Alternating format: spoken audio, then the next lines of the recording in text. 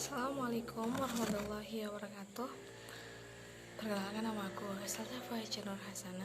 Di sini saya mau menjelasin bab 6 perilaku organisasi tentang persepsi dan pengambilan keputusan individu. Apa sih itu persepsi? Persepsi itu adalah proses individu mengorganisasikan dan menginterpretasikan kesan sensoris untuk memberikan pengertian pada lingkungannya. Lalu, persepsi orang membuat penilaian atas orang lain itu ada teori atribusi. Apa sih itu teori atribusi? Teori atribusi adalah sebuah percobaan untuk menentukan apakah perilaku seseorang individu disebabkan oleh internal atau eksternal. Perilaku yang disebabkan oleh eksternal adalah yang dipercaya pengamatan berada dalam kendali perilaku pribadi individu. Sedangkan perilaku yang disebabkan eksternal adalah apa yang kita bayangkan situasi memaksa individu untuk melakukannya. Selanjutnya itu adalah kesalahan atribusi. Fundamental atau fundamental attribution error adalah sebuah kecenderungan untuk meremehkan pengaruh faktor-faktor eksternal dan melebihkan pengaruh faktor-faktor internal atau pribadi ketika membuat penilaian mengenai perilaku orang lain. Selanjutnya adalah ada bias pelayanan diri atau self-serving bias, adalah sebuah kecerendun. Bias pelayanan diri atau self-serving bias adalah sebuah kecenderungan untuk mengatribusikan kesuksesan mereka pada faktor-faktor internal seperti kemampuan atau usaha selanjutnya, tetapi menyalahkan kegagalan dan faktor-faktor eksternalnya. Yang ketiga adalah jalan pintas dalam menilai orang lain secara umum. Yang pertama adalah persepsi selektif atau selective perception, adalah sebuah kecenderungan untuk secara selektif menginterpretasikan apa yang seseorang lihat dalam basis minat, latar belakang dan pengalaman seseorang. Jadi persepsi selektif itu kayak kecenderungan menginterpretasikan seseorang itu dari pengalamannya, sikap seseorangnya. Selanjutnya adalah efek halo atau halo effects, adalah sebuah kecenderungan untuk menggambarkan impresi umum mengenai seseorang individu berdasarkan karakteristik tunggal. Selanjutnya adalah efek kontras atau contrast effect, adalah evaluasi atas karakteristik seseorang yang dipengaruhi oleh perbandingan dengan orang lain yang baru muncul yang berperingkat lebih tinggi atau rendah dalam karakteristik yang sama. Selanjutnya adalah stereotip, adalah nilai seseorang berdasarkan persepsi menilai kelompok asalnya. Satu masalah dari stereotip adalah adanya generalis. Masalah dari stereotip adalah adanya generalis yang menyebar luas meskipun mungkin tidak mengandung kebenaran ketika diaplikasikan pada perang atau situasi tertentu. Jadi masalah dalam stereotip ini adalah menyebar luas meskipun tidak mengandung kebenaran. Selanjutnya adalah aplikasi spesifik dari jalan pintas dalam organisasi. Yaitu yang pertama, wawancara kerja. Wawancara kerja itu sedikit orang yang direkrut tanpa melalui wawancara. Namun wawancara membuat penilaian perseptif yang sering tidak akurat. Jadi dalam wawancara kerja itu kadang penilaiannya tidak akurat. Selanjutnya adalah ekspektasi kinerja. Prediksi pemenuhan diri dari efek Pygmalion menjelaskan bagaimana perilaku seseorang individu ditentukan ekspektasi orang lain. Prediksi pemenuhan diri atau self law yang profesi adalah sebuah situasi di mana seseorang secara tidak akurat menilai orang kedua dan ekspektasi yang dihasilkan menyebabkan orang kedua itu berperilaku dengan cara yang konsisten dan bersepsi asli. Selanjutnya adalah evaluasi kinerja. Evaluasi kinerja sangat bergantung pada proses perseptual. Evaluasi yang bersifat subjektif meskipun kadang perlu adalah problematik karena kesalahan yang kita diskusikan persepsi selektif. Yang keempat adalah hubungan antara persepsi dan pengambilan keputusan individu. Jadi, individu melakukan pengambilan keputusan atau decision pilihan yang dibuat dari dua atau lebih alternatif. Pengambilan keputusan terjadi sebagai relasi antara masalah atau problem, yaitu sebuah perbedaan antara situasi sekarang dan yang diinginkan.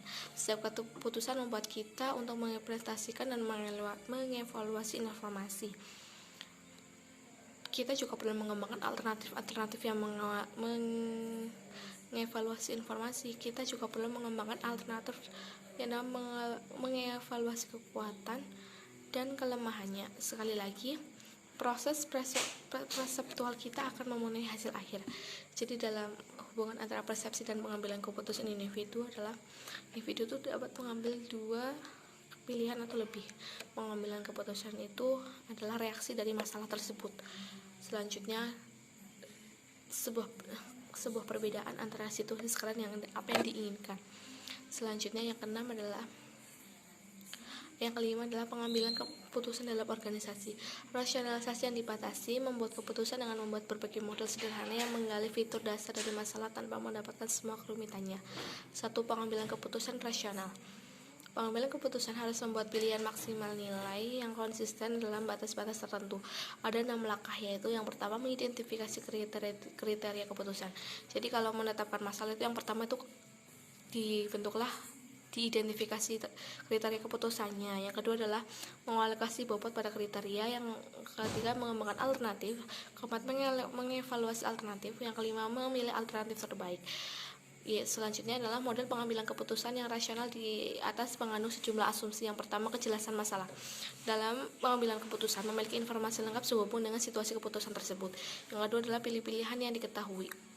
Pengambilan keputusan dapat mengidentifikasi semua kinerja yang relevan dan dapat mendaftarkan semua alternatif yang dipilih. Pilihan yang jelas, kriteria dan alternatif dapat diperingkatkan sesuai dengan kepentingannya masing-masing. Yang selanjutnya adalah pilihan yang konstan. Kriteria pemilihan konstan dan beban yang ditugaskan pada mereka stabil sepanjang waktu. Tidak ada batasan waktu dan biaya sehingga informasi lengkap dapat diperoleh tentang kriteria dan alternatif. Selanjutnya adalah pelunasan maksimum. Alternatif yang dirasakan paling tinggi akan dipilih. Yang kedua adalah rasionalisasi terbatas para individunya. Rasional terbatas adalah para individu mengambil keputusan dengan merancang bangun model-model yang disederhanakan yang menyuling ciri-ciri hakiki yang masalah tanpa menangkap semua kerumitannya. Bila berhadapan pada masalah yang kompleks, kebanyakan orang menanggapi dengan mengurangi masalah pada level mana masalah itu dapat dipahami. Ini disebabkan karena kemampuan manusia mengolah informasi terbatas membuat tidak mungkin mengasimilasi dan memahami semua informasi yang perlu untuk optimisasi. Tidak lagi dianggap tak rasionalisasi atau tak efektif. Ada pengakuan yang makin berkembang bahwa analisis rasional terlalu ditekankan dan bahwa dalam kasus-kasus tertentu mengandalkan pada intuisi dapat memperbaiki pengambilan keputusan. Namun perlu dilihat bahwa definisi intuitif dari para ahli adalah suatu proses tak sadar yang diciptakan dari dalam pengalaman yang tersaring. Intuisi juga saling melengkapi dengan analisis rasional. Yang keenam adalah bias dan kesalahan umum dalam. Yang pertama adalah bias terlalu percaya diri atau overconfidence bias. Tidak ada masalah dalam penilaian dan keputusan yang lebih umum dan berpotensi menimbulkan bencana besar yang daripada kepercayaan diri yang berlebihan. Yang kedua adalah bias jangkar, adalah kecenderungan yang sangat tertarik dengan informasi awal dari mana kita kemudian gagal menyesuaikan diri dengan baik untuk informasi yang berikutnya. Selanjutnya adalah bias konfirmasi. Konfirmasi adalah kecenderungan untuk mencari informasi yang menguatkan pilihan-pilihan masa lalu dan mengabaikan informasi yang bertentangan dengan penilaian masa lalu. Kelima adalah bias ketersediaan. Yang selanjutnya adalah peningkatan komitmen yang meningkatkan untuk sebuah keputusan meskipun terdapat informasi yang negatif. Yang ketujuh adalah pengaruh dalam pengambilan keputusan, perbedaan individu dan batasan organisasi. Yang pertama adalah kepribadian. Riset tentang kepribadian dan pengambilan keputusan itu menunjukkan bahwa kepribadian seseorang itu memengaruhi keputusan seseorang. Itu seperti yang selanjutnya adalah jenis kelamin. Menganalisis masalah secara berlebihan selalu membuat sebuah keputusan dan mengolah keputusan yang telah dibuat. Hal ini menimbulkan pertimbangan masalah dan alternatif yang penyesuaian yang lebih hati-hati. Selanjutnya adalah kemampuan mental. Orang-orang yang tingkat kemampuan mental yang lebih tinggi dari mampu memperoleh informasi lebih cepat, memecahkan masalah lebih akurat. Selanjutnya belajar jadi lebih cepat sehingga mereka juga lebih sedikit berisiko salah dalam mengambil keputusan. Jadi kemampuan mental itu sangat dibutuhkan ya. Selanjutnya, bagaimana mengenali etika dalam mengambil keputusan. Etika juga termasuk hal yang perlu diperhatikan dalam segala bentuk pembuatan keputusan. Ada 3 kriteria yang digunakan, yaitu utilitarianisme adalah pembuatan keputusan semata-mata berdasarkan keluaran untuk menghasilkan sesuatu yang baik dalam jumlah yang besar. Yang kedua adalah whistleblower, adalah pembuatan keputusan yang berdasarkan hak-hak yang dimiliki, hak-hak dasar tiap individu. Efek etika perilaku yaitu pembuatan keputusan berdasarkan tiap peraturan yang dibuat. 9 adalah kreativitas, pengambilan keputusan kreatif, inovatif, dan dalam organisasi. Yang pertama, perilaku kreatif.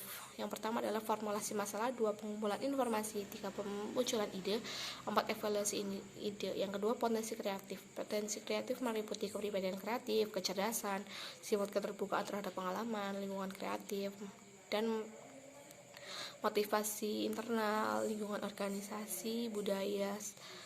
Yang terakhir adalah keluaran dari kreatif atau inovasi. Perilaku kreatif tidak selalu menghasilkan hal kreatif atau inovatif. Keluaran atau outcome dari perilaku kreatif adalah ide atau solusi-solusi yang baru yang berguna bagi mereka yang berkepentingan. Terima kasih. Sekian presentasi dari saya.